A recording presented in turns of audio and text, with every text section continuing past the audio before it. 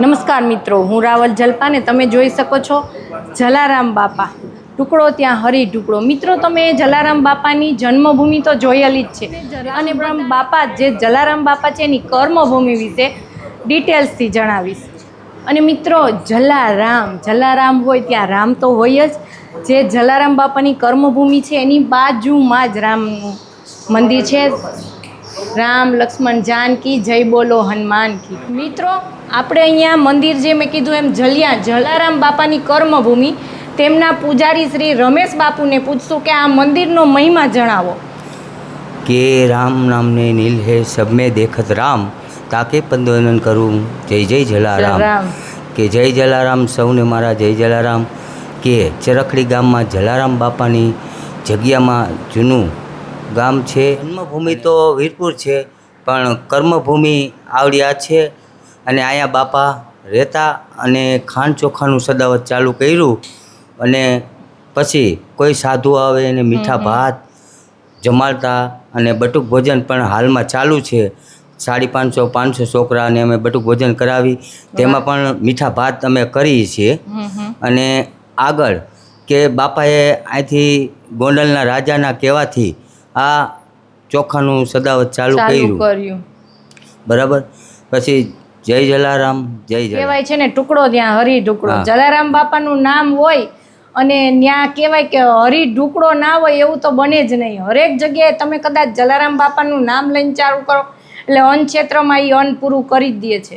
અને બાપુ, જ્યાં સુધી મેં સાંભળ્યું છે ત્યાં સુધી બીજો આનો શું મહિમા વિશેષ છે?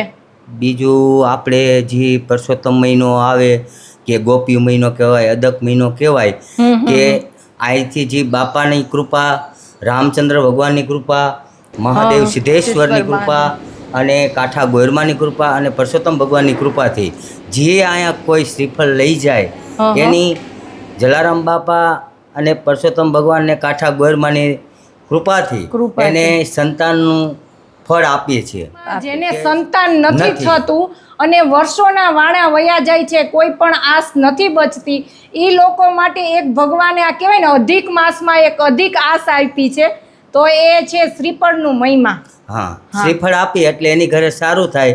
અને આવતા 3 વર્ષ આવે પાછો પરસોત્તમ મહિનો, તે દી એને પાછી માનતા ઉતારી જવાની.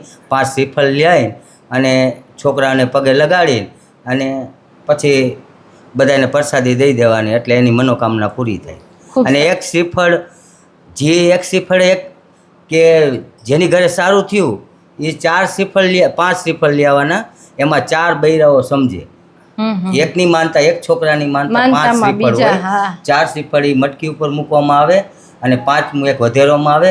અને એ 4 શ્રીફળમાંથી 4 બૈરાઓ બીજા સમજે. કોઈ ઘરનું કોઈ શ્રીફળ અમારે લેવાતું નથી. જેની માનતા હોય એને જ 5 શ્રીફળ લઈને આવવાનું અને એમાંથી દેવાનું. એમને હાયલા રાખે. કોઈ બીજા આવ્યા 4 બૈરાઓ બીજા સમજાવે, વળી પાછા 4 બીજાઓ સમજાવે. એ રીતે માનતાઓ અનેક શ્રીફળ આવે છે.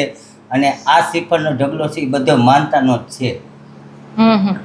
હવે મિત્રો, જેમ કહે છે એમ કે આ અધિક માસ 3 વર્ષે આવે છે અને તેમાંય તમે રામ કહો, કૃષ્ણ કહો, જલારામ કહો, બધા જ ભગવાન એક છે. તો મિત્રો, આજે તમને એક પુણ્યનો મોકો મળ્યો છે કે જેને સંતાન નથી, નિસંતાન છે, એના માટે આ એક અમૂલ્ય તક છે. તો વિડીયોને નાનાથી નાના માણસ સુધી પહોંચાડો. જય જલારામ. જય